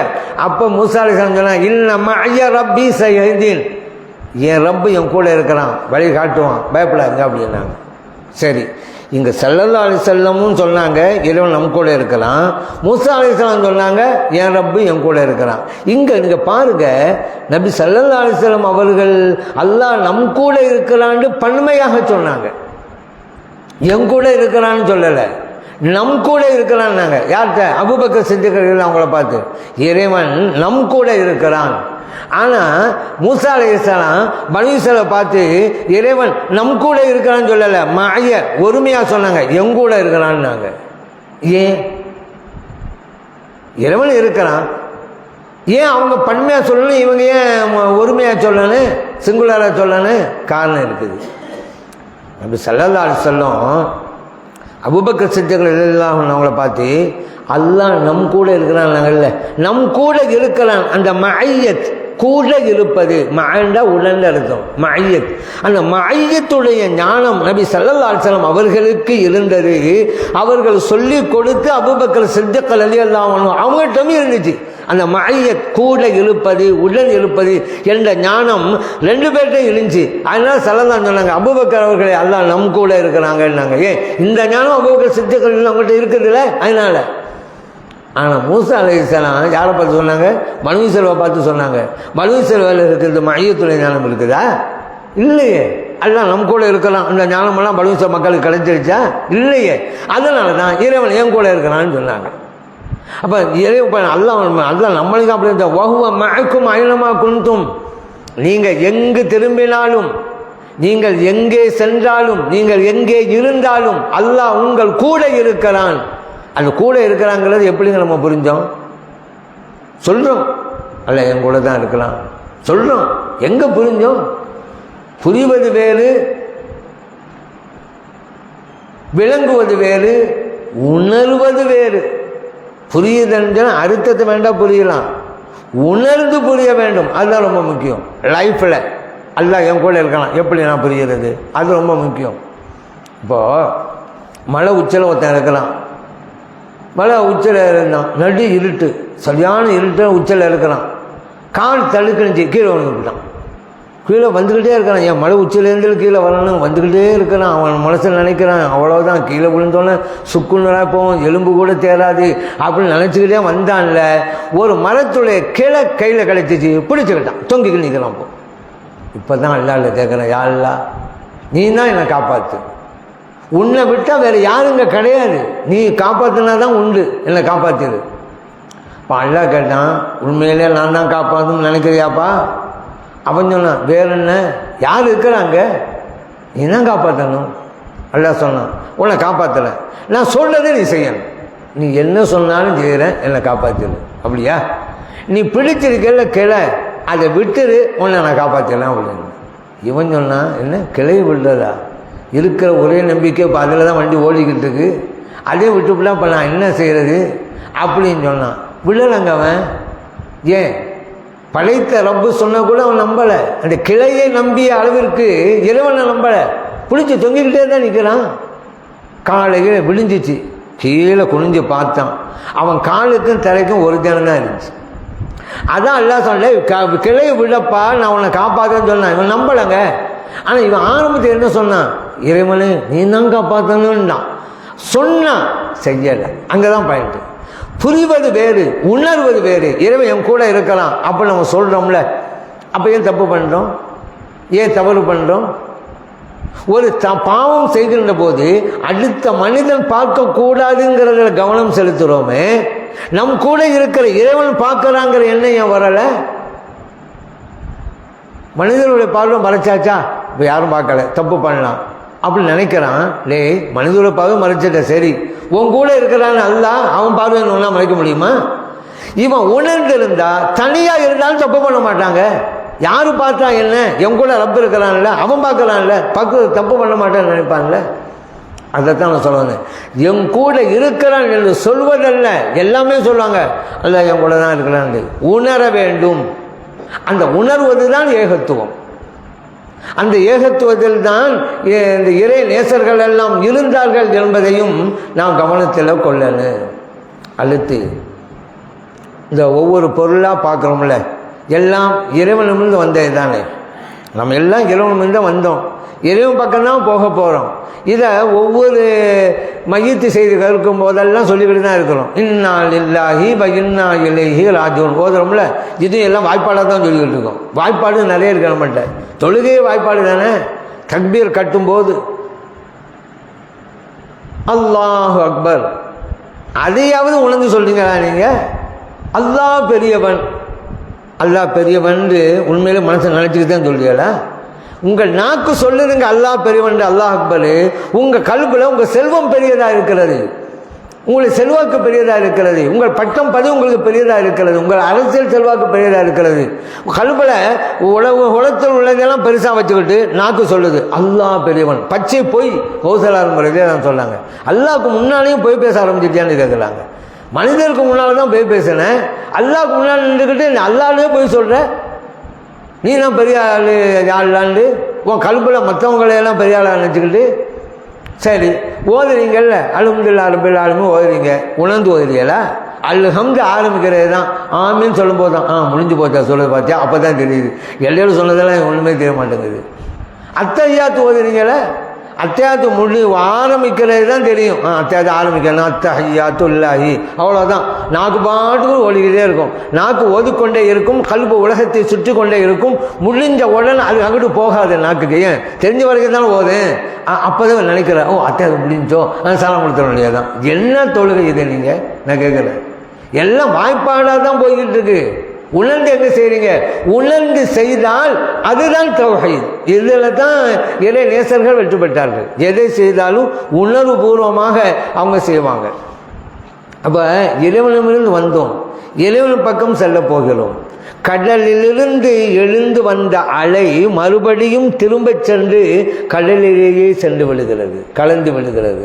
நாம் இறைவனிலிருந்து வந்தோம், இறைவனின் பக்கமே போக போகிறோம். இன்னா லில்லாஹி, இறைவனுக்காகவே வாழ்கிறோம். இலைஹி ராஜிஊன், அந்த இறைவன் பக்கமே திரும்ப செல்லக்கூடியவர்களாக இருக்கிறோம். உணர்ந்து சொல்லுங்க, அதாங்க இபாதத்து. சரி, இதில் எல்லாம் இறைவனுடைய வெளிப்பாடுகள். ஏகத்துவங்கிறது என்ன? எல்லாத்தையும் அல்லாஹ் பார்க்கணும்னு சொன்னோம்ல, எல்லாத்தையும் அல்லாஹ் பார்க்கறது எப்படி? இறைவனால் எல்லாம் படைக்கப்பட்டது அப்படிங்கிறது தான், இறைவன் வந்தது தான். பல கோலங்களாக இருக்குது. இதைத்தான் மௌலானா ரூமி ரஹ்மத்துல்லாஹி அலைஹி சொல்கிறாங்க, விளக்குகளின் வடிவங்கள் வேறு வேறாக இருந்தாலும் வெளிச்சம் ஒன்று தான் அப்படிங்கிறாங்க. லைட்டில் பாருங்கள், இந்த ஒரு லைட்டு, இந்த அங்கே ஒரு லைட்டு, இந்த லைட்டு ஒரு லைட்டு, இன்னும் மெர்க்கூர் லைட்டு, அந்த லைட்டு, இந்த லைட்டு, சில ஜீரோ லைட்டு, எல்லாம் லைட்டு இருக்குது. ஆனால் வெளிச்சம் ஒன்று, ஒளி ஒன்று, வடிவங்கள் வேறு, வெளிச்சம் ஒன்று. இது மௌலானா ரூமி ரஹ்மத்துல்லாஹி சொன்னது. மற்ற பெரியவர்கள் சொல்லுவாங்க, பல உதாரணங்கள் மூலம் சொல்லுவாங்க. நுரை இருக்கிறது, அலை இருக்கிறது, கடல் இருக்கிறது, வடிவங்கள் வேறு, ஆனால் நீர் ஒன்று தான். அந்த நீர் தான் கடல், அந்த நீர் தான் அலை, அந்த நீர் தான் நுரை. நீர் ஒன்று, வடிவங்கள் வேறு. இன்னும் நம்ம சொல்லலாம், சட்டை, பேண்ட்டு, சேலை, லுங்கி, இதெல்லாம் உடையின் வடிவங்கள் வேறு, ஆனால் நூல் ஒன்று. நூலை வச்சு தான் இதெல்லாம் வந்துச்சு. நூல் ஒன்று, வடிவங்கள் வேறு. சங்கிலி, காப்பு, வளையல், மோதிரம், நெக்லஸ், வடிவங்கள் வேறு. தங்கம் ஒன்று, தங்கத்துடைய வடிவங்கள் தானே இது. அப்படித்தான் இது இறைவனுடைய வெளிப்பாடாக நாம் கருத வேண்டும். இறைவனுடைய வெளிப்பாடு. எல்லாம் அல்லாங்கிறது இல்லை. சில பேர் அப்படி ஏமாந்து போயிடுறாங்க. மைக் அல்லா, ஃபோன் அல்லா, இது அல்லா, எல்லாம் அல்லா, இது அல்லா, இது அல்லா, இது அல்லா, போச்சு. அப்படியா?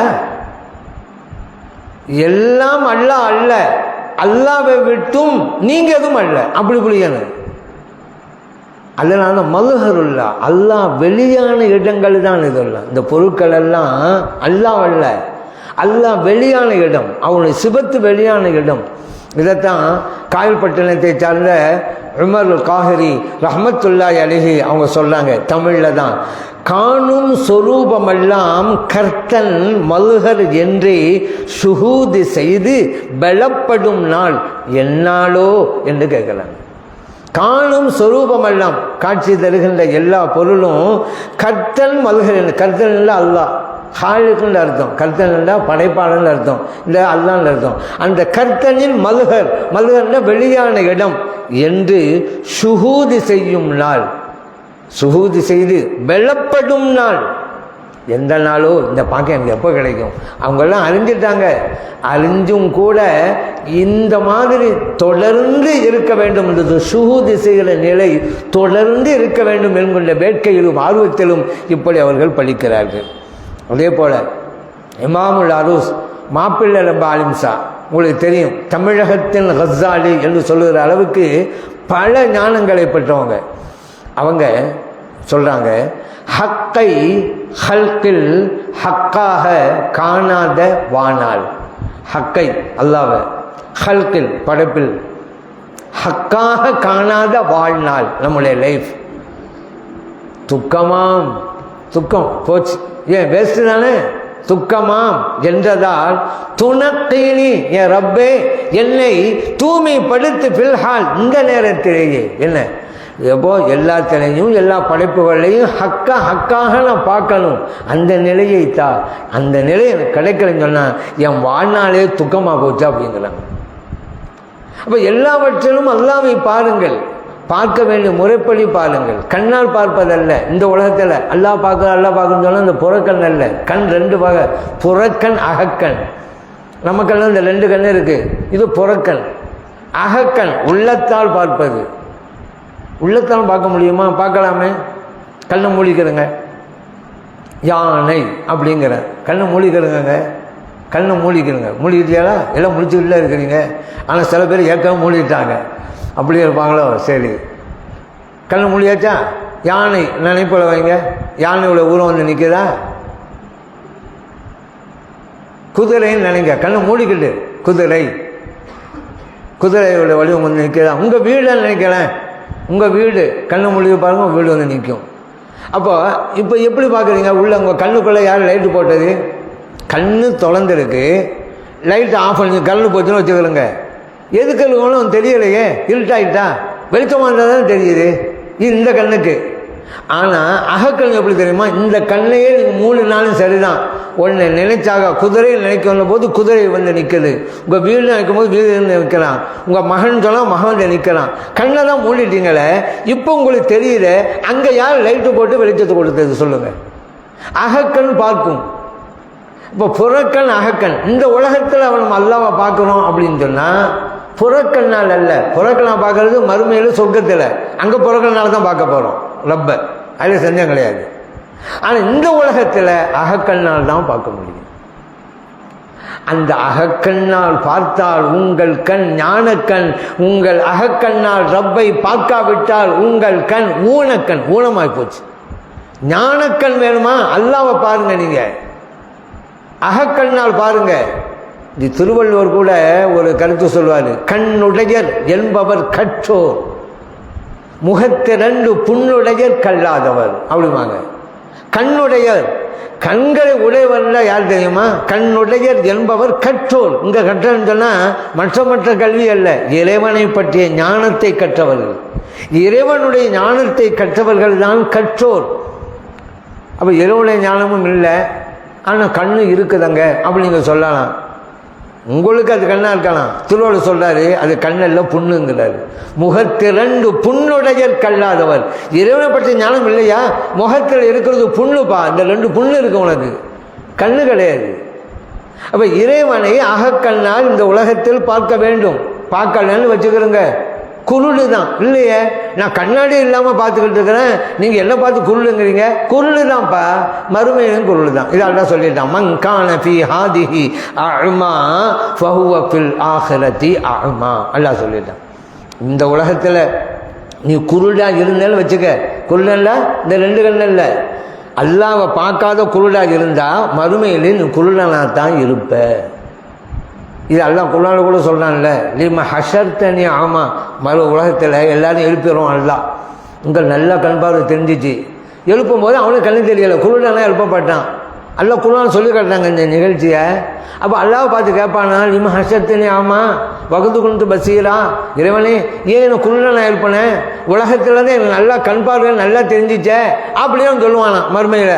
கால கதாளிக்கு அப்படிதான்ப்பா, அத்தத்துக்கு ஆஜாத்தோனா எங்களுடைய அத்தாட்சியெல்லாம் வந்துச்சுல, இப்போ நசீத்தகா அதை பார்க்காம மறந்து போயிருந்தியல்ல, அப்போ நீ அங்கே குருடனாக தான் இருந்திருக்கிற, அதனால தான் இங்கே குருடு முடிஞ்சா. அப்போ இந்த உலகத்திலேயே இறைவனை பார்க்க வேண்டும், இல்லையானால் குருடு. இங்கே குருடன்னா மறுமையிலும் குருடு தான். இதை நான் சொல்லலை, குர்ஆன் சொல்லி காட்டுகிறது. அப்போ அகக்கண்ணால் இறைவனை பார்க்க வேண்டும். சரி, எந்த இதாக இருந்தாலும் நான் ஏற்கனவே சொன்னேன், படைப்பலங்களில் இறை சிந்தனையோடு. இதைத்தான் நாகூர் நாயகம் ரலியல்லாஹு சொல்கிறாங்க, நீ ஒரு கடைக்கு போகிற, ஒரு பொருளை வாங்கிறதுக்கு கடைக்கு போகிற, அந்த பொருள்கிட்ட பேசுவியா கடைக்காரன்ட்ட பேசுவியா அப்படின்னு நம்மளை பார்த்து கேட்குறாங்க. யார்கிட்ட பேசுவோம்? கடைக்காரன் தான் பேசுவோம். ஏன்ப்பா இது எவ்வளவு, நல்ல பொருளா, நல்ல உழைக்குமா, எல்லாம் கடைக்காரன் தான் பேசுவோம். கொஞ்சம் குறைஞ்சிதா, எல்லாம் அவன்கிட்ட தான் பேசுவோம். பொருள்கிட்ட பேச மாட்டாமே, பொருளே 1 கிலோ எவ்வளவு அப்படின்னு அதை பார்த்து கேட்க மாட்டோம், கடைக்காரன் தான் பேசுவோம். இதைத்தான் நாகூர் ரலியல்லாஹு சொல்கிறாங்க, இந்த உலகத்தில் யாரிடம் பேசினாலும் இறைவனோடு பேசப்பா. வெளிப்படையில் ஒரு நாட்டில் பேசுவோம், இறைவனோடு பேசு. முடியுமாங்க? முடியும். எப்போ? பயிற்சி இருந்தால். இறைவன் அப்படி தான் இருந்தாங்க. ஜுனைதுல் பக்தாதி ரஹ்மத்துல்லாஹி அலைஹி அவங்க சொன்னாங்க, 30 வருடங்களாக நான் இறைவனோடு தான் பேசிக்கொண்டிருக்கிறேன். மக்கள் என்னவோ நான் அவங்கள்ட்ட பேசிட்டு இருக்கேன்னு நினச்சிக்கிட்டு இருக்கிறாங்க அப்படிங்கிறாங்க. அப்போ ஜுனைதுல் பக்தாதி ரஹ்மத்துல்லாஹி மக்கள்கிட்ட பேசத்தானே செஞ்சுருப்பாங்க, ஒரு செஞ்சுக்கோ பேசி தான் இருப்பாங்க. ஆனால் அவங்க சொல்கிறாங்க 30 வருஷங்க அல்லாஹ் தாங்க பேசிகிட்டு இருக்கேன். ஆனால் மக்கள் நினைக்கிறாங்க ஜுனைதுல் பக்தாதி எல்லாம் தான் பேசுகிறாங்க, எல்லாம் பேச, இவங்க அப்படி நினச்சிட்டு இருக்கிறாங்க. நான் எங்கே இவங்ககிட்ட பேசினேன், அல்லாஹ் பேசிகிட்டு இருக்கிறேன். இதைத்தான் நாகூர் நாயகம் ரலியல்லாஹு அன்ஹு அவங்க நமக்கு சொல்லி காட்டுகிறார்கள். எவ்வளவோ விஷயங்கள் இருக்கும்போது அதனுடைய தாத்பரியத்தையும் புரியாமல் இருக்கிறோம். சில பேர் அடம் பிடிக்கிறாங்க, இந்த துறையே எங்களுக்கு வேணாங்க அப்படிங்கிறாங்க. பாவம், நசீப் இழந்தவர்கள். புரிய வேண்டியது முறைப்படி புரியணும், அடம் பிடிக்கக்கூடாது, இறங்கி வரணும். சில பேர் முடிவாக இருக்கிறாங்க, இதே வேணாம் எனக்கு அப்படின்ட்டு. முள்ளாட்ட ஒரு ஆள் போய் கேட்டார், கொஞ்சம் கயிறு தாங்க, கொடி கட்டி துணிமணியெல்லாம் காய போடணும் அப்படின்னு. அவர் சொன்னார், தரமாட்டேன். ஏங்க சும்மா தாங்க வச்சுருக்கீங்க, தாங்கலைங்க அப்படின்றார் இவர். இல்லை இல்லை, நான் கொடி கட்டி நெல் காய போட போகிறேன், அதனால தரமாட்டேன் அப்படின்றாரு. இவர் கேட்டார், என்ன கயிறில் கொடி கட்டி நெல் காய போட போகிறீங்களா? அது எப்படிங்க, எப்படி நெல் காய போட முடியும்? முல்லா சொன்னார், இந்த பாருப்பா, அடுத்த ஆளுக்கு கொடுக்கறது இல்லைன்னு முடிவு பண்ணிட்டா நெல்லும் காய போடலாம், எள்ளும் காய போடலாம், போய்ட்டு அப்படின்ட்டு. நானும் முடிவு பண்ணிட்டேன்னு கொடுக்க மாட்டேன்லே, அப்புறம் எப்படி? அதன் வகையில் சில பேர் முடிவு பண்ணிட்டாங்க, எங்களுக்காக இந்த துறையே வேணாண்டு. பாவம், நசீப் இழந்தவர்கள், நற்பாக்கியம் இழந்தவர்கள். இந்த நிலையில் அவர்கள் இருந்து கொண்டிருக்கிறார்கள். இப்போ அதனால் எல்லாம் இறைவனால் நடக்கிறது என்கின்ற அந்த எண்ணம் வர வேண்டும். அதுதான் தௌஹீத் என்று நாம் சொன்னோம் அல்லவா? இதில் அல்லாஹ் குர்ஆனில் சொல்லலாம், எல்லாமே பிரபஞ்சமே ஹக்கு தான், ஹக்கின் வெளிப்பாடு தான். ஒரு ஆயத்துங்க, சநுரீஹிம் ஆயாத்தினா ஃபில் ஆஃபாக், நாம் பிரபஞ்சம் முழுவதும் நம்முடைய அத்தாட்சிகளை காட்டுவோம். ஒஃபி அம்புசியும், உங்களிலும் காட்டுவோம். நம்மளை புரிஞ்சாலே ஹக்கை புரிஞ்சுருவோமாங்க. நீங்கள் வீட்டில் சாப்பிட்டீங்க, உட்காந்துட்டீங்க, ரைட், உங்கள் உடம்புக்குள்ளே எவ்வளோ மாற்றம் நடக்குது. நீங்கள் சாப்பிட்ட அந்த உணவெல்லாம் இப்போ செரிமானம் ஆகிட்டு இருக்கா? யாரை செய்கிறது? நீங்களே செய்கிறீங்க. நீங்கள் உண்ட உணவு சத்தாக பிரிக்கப்படுது, நீராக பிரிக்கப்படுது, இரத்தமாக பிரிக்கப்படுது, கழிவாக பிரிக்கப்படுது, எல்லாம் உள்ளுக்குள்ளே இந்த செயலாம் நடக்குத. யார்? நீங்களா? சாப்பிட்டதோட உங்கள் சப்ஜெக்ட் முடிஞ்சுங்க. இப்போ போய் படுத்துருவீங்க, காலையில் எழுந்திரிச்சுவீங்க. நீங்கள் சாப்பிட்ட உணவை உடலுக்குள்ள இவ்வளவு பெரிய இயக்கத்துக்கு உள்ளாகக்கூடிய, இயக்கத்துக்கு ஆளாகக்கூடிய யார்? அல்லாஹ் தானே இதை செய்யலாம். இப்போ நீங்கள் புரிங்க, நான் எங்கே இருக்கிறேன்னு நீங்கள் நினைங்க. நீங்கள் இல்லைங்க, அங்கே இருக்கிறது ஹக்கு தான். ஹக்கு தான் எல்லா வேலையும் இயக்கிக்கிட்டு இருக்கு. இப்போ நீங்கள் அவங்க வந்ததும் ஹக்கில் உதவினால தான் எல்லாரும் வந்துட்டாங்களா? இல்லை. அப்போ ஹக்கு தான் உங்களுக்கு ஹக்கு இருந்தால் நான் ரப்பை சொல்கிறேன். ஹக்கு இருந்தால் ரப்பு அல்லாஹ் தான் உங்களுக்கு கூட்டிகிட்டு வந்தான், இருக்க வச்சான், கேட்க வச்சான், மலுவை கொண்டு போய்க்கிறான். அப்போ மற்றவங்க வரலையே, ஹக்கு அவங்களுக்கு நாடலை, உங்களுக்கு எல்லாம் நாடிட்டான். அதனால தான் இந்த நசீப் உங்களுக்கு கிடைச்சிச்சு. இப்போ இப்படி ஒவ்வொன்றா நீங்கள் பார்த்தீங்களாக்கா இறைவன் தானே எல்லாத்தையும் செஞ்சுட்டு இருக்கிறான். இப்போ பாருங்கள், பிரபஞ்சம் முழுவதும் நம்ம அத்தாட்சி இல்லை, ஒஃபி அன்ஃபுஸிஹிம் அவர்களிலும் உங்கள்கிட்டையும் தான் ஹத்தா யத்தபய்யன லஹும் அன்னஹுல் ஹக்கு எல்லாத்தையும் பார்க்கணுமா? சூரியன், சந்திரன், நட்சத்திரம், வானம், பூமி எல்லாத்தையும் பார்த்துவிட்டு அன்னஹுல் ஹக்கு இது எல்லாம் ஹக்கு அப்படின்னு நினைக்கணுமா? ஹக்குண்டா ரப்பு. சரி, அந்த ரப்புண்டா எப்படின்னு பாருங்க. அடுத்து அல்லாஹ் கேட்குறான், அவனும் எக்ஃபி ரப்பிக்க அன்னஹு அலா குல்லி ஷைஇன் ஷஹீத். அல்லாஹ் தஆலா எல்லா பொருட்களிலும் ஷுஹூதாக இருக்கிறானே, அது உங்களுக்கு பத்தாதா? அல்லாஹ் கேட்குறான். அப்புறம் கேட்குறான் பாருங்க, அலா இன்னஹும் ஃபீ மிர்யத்தின் மின் லிகாஇ ரப்பிஹிம். தங்கள் ரப்பை சந்திக்கிறதுல சில பேர் சந்தேகத்தில் இருக்கிறாங்க. இந்த உலகம் அல்லாஹ் அங்கே சந்திக்கிறது அல்ல, அதுதான் எல்லாருமே நம்பி இருக்கிறாங்களே. இந்த உலகம் அது எப்படிங்க அல்லாவை பார்க்கணும், அது எப்படிங்க முடியும் அப்படின்னு நினைக்கிறாங்கல்ல. அல்லாஹ் குர்ஆன் சொல்லி காட்டான். சில பேர் சந்தேகத்தில் இருக்கிறாங்க, அல்லாஹ் எப்படி பார்க்க முடியும்? அது சொல்லலாம், ஏன் முடியாது? அல்லாஹ் இன்னஹு பிகுல்லி ஷைஇன் முஹீத். அல்லாஹ் தான் எல்லா பொருளையும் சூழ்ந்து இருக்கிறான்ல, ஏப்ப முடியாது? ஏன் சந்தேகப்படுற? இப்போ இந்த உலகத்திலேயே அல்லாஹ்வை சந்திக்க முடியும், ஆனால் சில பேர் சந்தேகத்தில் இருக்கிறார்கள். இன்னைக்கு இருக்கிறாங்களா?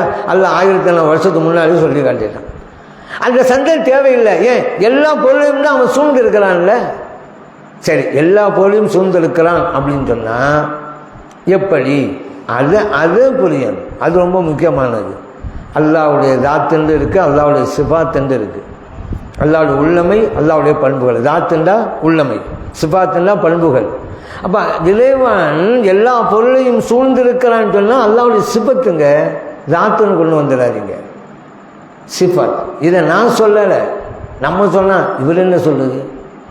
எல்லா தப்சீர்களையும் எடுத்து பாருங்க. எல்லா தப்சீர், எல்லா பொருளையும் எல்லாம் சூழ்ந்திருக்கிறான். இல்மன் அப்படி தான் போடுவாங்க, ஞானத்தால். இல்முங்கிறது அல்லாஹ்வுடைய சிஃபத்துகளில் ஒன்று. குதிரத்தன் சக்தியால், குதிரத்துங்கிறது அல்லாஹ்வுடைய சிஃபத்துகளில் ஒன்று. அப்போ எல்லா பொருளையும் சூழ்ந்திருக்கிறான்னு சொன்னால் அல்லாஹ்வுடைய சிஃபத்து. எல்லா தப்சீர் நம்ம சுன்ன ஜமாத்து இமாம்கள், குறிப்பாக இந்த தஸவுஃபுக்கண்டே எழுதப்பட்ட ஒரு தப்சீர் இருக்குது, ரூஹுல் பயான். அந்த ரூஹுல் பயான் தப்சீரும் போய் பாருங்க, சிபத்துன்னு தான் எழுதுறாங்க, தாத்துன்னு சொல்லக்கூடாது. ஆனால் அந்த சிபத்து தாத்தை விட்டும் நீங்கள் அதல்ல. அது ஒரு பாயிண்ட் அக்கைதா கிதாபில் அதான் சொல்லிக் கொடுப்பாங்க. இறைவனுடைய சிபத்துகள்லாம் கதீம், பூர்வீகமானவை. அல்லாஹ்வுடைய சிபத்து தாத்தா இல்லை, தாத்தை விட்டும் நீங்கியதா இல்லை. அதுதான் நம்ம நம்பிக்கை. ஆலோசனை நம்பிக்கை என்ன? அல்லாஹ்வுடைய சிபத்து தாத்தும் அல்ல, தாத்தை விட்டும் நீங்கியதும் அல்ல. அப்படி தான் நம்ம புரியணும். சரி, அல்லாஹ் எல்லா இடத்துல இருக்கான், உங்கள் கூட இருக்கான்னு சொல்லிவிட்டான். எப்படிங்க? அது தசுபில் சொல்லுவாங்க, ஹுலூலும் இருக்கக்கூடாது, இத்திஹாதும் இருக்கக்கூடாது அப்படின்னு சொல்லுவாங்க. ஹுலூல் இத்திஹாது இருக்கக்கூடாது. ஹுல்ல இறங்குறது, இத்தியாதுனா இரண்டரை கலக்கிறது. அப்படி அல்ல. அல்லாஹ் நம்ம கூட இருக்கிறான்னு சொன்னால் அல்லாஹ் நம்ம கூட வந்து இப்படி இறங்குறது அல்ல, ஹுலூல் கிடையாது. நம் கூட இரண்டரை கலக்குதல் அப்படியும் கிடையாது. என்றைக்கும் ரப்பு தான், அப்து தான். ரப்பு அப்தாக முடியாது, அப்து ரப்பாக முடியாது. ஹிக்கமுல் அத்தாயியா கிதாபுல இஸ்கந்தரி ரஹ்மத்துல்லாஹி சொல்றாங்க, ரப்பு ரப்புன் வயின் தனஸ்ஸல அல் அப்து அப்துன் வயின் தரக்கா. இறைவன் எவ்வளவு கீழிறங்கி வந்தாலும் ரப்பு தான், அடியாராக ஆக முடியாது. ஒரு அடியார் எவ்வளவுதான் மேலே போனாலும் ரப்பாக முடியாது.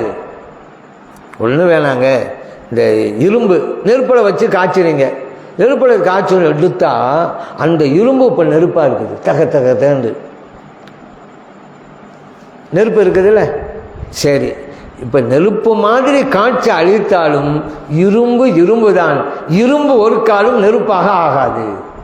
அது கொஞ்சம் நேரம் ஆகிட்டாக்கா அந்த நெருப்புடைய தன்மை போயிடும், அப்புறம் இரும்பாக தான் இருக்கும். நெருப்பு போட்டு காட்சி தரும், ஆனால் நெருப்பாக ஆகாது. அப்படித்தான் இந்த ஹல்குகள் எல்லாம், படைப்புகள் எல்லாம் படைத்தவனின் வெளிப்பாடுகளை தவிர அது இறைவனாக ஆகாது. போட்டாக போச்சு, அக்கைதா போச்சு. உயர்ந்த ஞானத்தை பெறுகின்ற போது ரொம்ப ரிஸ்க் எடுத்து புரியணும். கத்தி மேல் நடக்கிற மாதிரி தான் இது. அதனால யாரும் நம்ம பாட்டுக்கு கொஞ்சம் கொஞ்சம் புரிஞ்சு வச்சுக்கிட்டு அது அப்படி தாங்க இது இப்படி தாங்கன்னு மொழி தர முடியாது. ஈமான விஷயம் இது. அதனால் எப்படி அப்படி பண்ணுங்க. அப்போ ஹுலூல் இல்லை. ஹுலூலில் உதாரணம் தெரியுமா? ஒரு டம்ளர் இருக்குது, அதில் தண்ணீரை ஊற்றணும்னு வைங்க, இது ஹுலூல். டம்ளருக்குள்ளே தண்ணீர் ஹுலூலாக இருக்கிறது. இறைவன் நம் கூட இருக்கிறான்னு சொன்னால் இது போன்றதல்ல.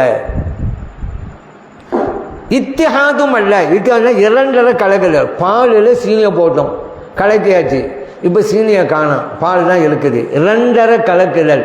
இறைவன் நம் கூட இருக்கிறான்னு சொன்னால் இப்படி இரண்டரை கலக்குதலும் கிடையாது. ஹுலூலும் இல்லை, இத்திஹாதும் இல்லை. அப்போ இறைவனுடைய சிபத்துகள் வெளியாக இருக்கிறது. அந்த சிபத்தை சிபத்தாக நாம் பார்க்க வேண்டும்.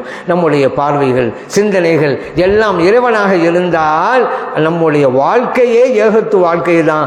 அந்த வாழ்க்கையிலே வாழ்ந்து காட்டியவர்கள் தான் இறை நேசர்கள். அந்த பாக்கியத்தை எல்லாம் இறைவன் நமது அனைவருக்கும் கொடுத்தல்வானாக. ஆமீன். அல்ஹம்துலில்லாஹி ரப்பில் ஆலமீன். வாய்ப்பளித்த நல்லோர்களுக்கு நன்றி கூறி விடைபெறுகிறேன். அஸ்ஸலாமு அலைக்கும் வரஹ்மத்துல்லாஹி வபரகாத்துஹு.